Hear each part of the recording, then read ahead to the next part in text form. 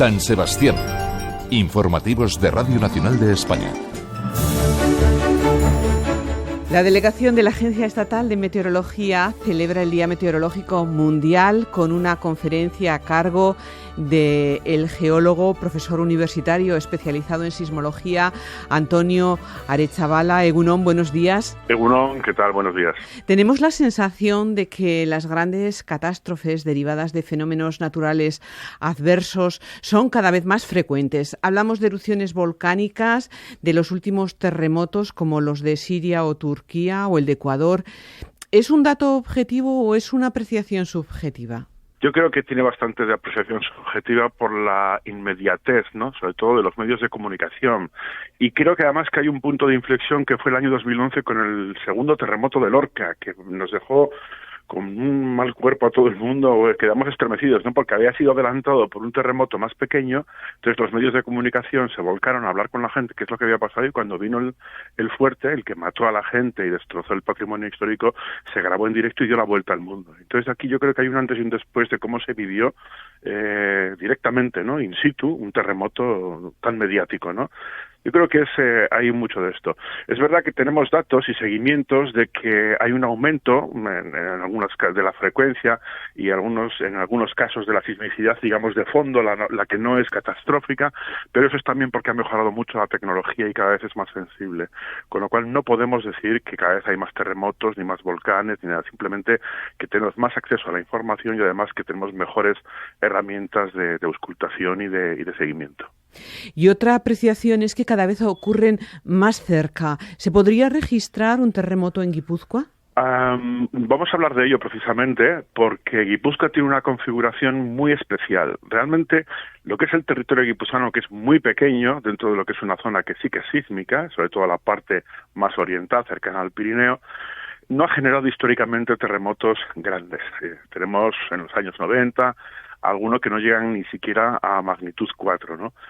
Pero eso no quiere decir que no haya terremotos que vienen de fuera del territorio, que hayan tenido una incidencia o hayan sido sentidos o hayan tenido una intensidad importante. Y en este caso vamos a hacer un repaso a varios terremotos, empezando por el año 1903, con un terremoto, un episodio sísmico que hubo en Pamplona. En 1923, otro que hubo en la provincia de Huesca, tuvo curiosamente una repercusión importante. En el año 1929, que vino desde La Rioja. En el año 1967, en plenas fiestas grandes de Donostia, que vino del terremoto de Aretz. Y luego más tarde pues se pudo comprobar en el año 2004 con los terremotos que se dieron en el primer llenado de Itoiz, y luego en el año 2020 recientemente con el episodio sísmico que vivimos en la comarca de Pamplona, ¿no? Todos ellos tienen una configuración muy especial, ¿no? Y es que por el camino igual no se notan, pero luego en San Sebastián, que se comporta como un frontón sísmico, así lo he llamado, y es algo que ya se viene estudiando desde el año 1931 por Alfonso Rey Pastor, pues tiene una especie como de zona de repetición o de amplificación de las ondas que sí que tiene una explicación geotécnica de la que vamos a hablar.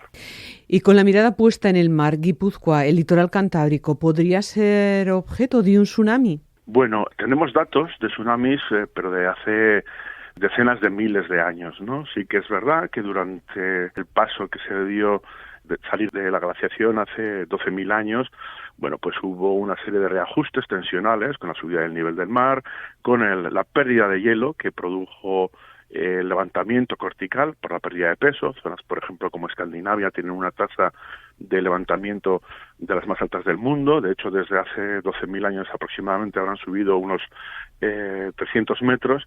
Eso quiere decir que bueno, pues que ha producido en ciertos momentos algunas inestabilidades, sobre todo en zonas submarinas, que producen asimismo una serie de corrimientos grandes de tierra y a su vez producen tsunamis, ¿no? Y estos tsunamis están registrados en las costas, sobre todo de Escocia, y aquí han llegado atenuados, pero también están registrados, ¿no? Sí que existe evidencia en el pasado de que haya habido tsunamis en las costas cantábricas, pero no tenemos por qué pensar en grandes tsunamis como los que hemos visto, por ejemplo, en el año 2004, ¿no?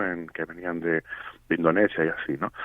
Sí que es verdad que hay registros de tsunamis por ejemplo, relacionados con tsunamis o cambios importantes en el nivel del mar, pero que no fueron catastróficos, registrados en el año 1755, recogidos por algunos historiadores, que fueron relacionados con el terremoto de Lisboa del 1 de noviembre de 1755. Es el más reciente que tenemos, pero no hablaríamos de tsunami, ¿no? En las costas cantábricas hablaríamos de una retirada del mar debido al efecto del tsunami, que sí que arrasó Lisboa, pero no las costas cantábricas. Lo que llegó fue muy atenuado, y bueno, sobre todo lo que se nota es que hay historiadores que sí que lo comentan muy bien, ¿no? Sobre todo en Asturias, ¿no? En la ciudad de Áviles. Sobre el cambio climático, los científicos de la ONU en su último informe alertan de que el tiempo se acaba, que urge actuar para garantizar el futuro de un planeta habitable.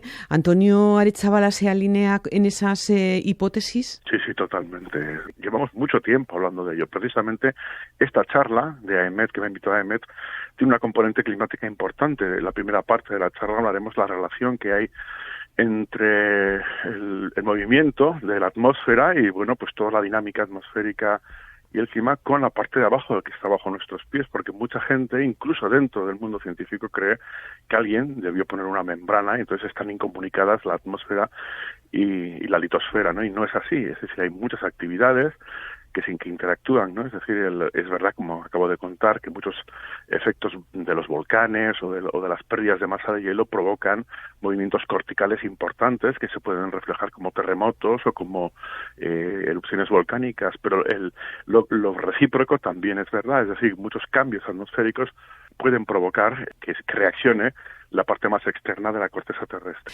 Pues recordamos a Antonio Arechavala, que con motivo de la celebración del Día Meteorológico Mundial va a ofrecer esta tarde a las 7 en el Náutico una conferencia. Gracias por contárnoslo esta mañana. Buenos días. Buenos días.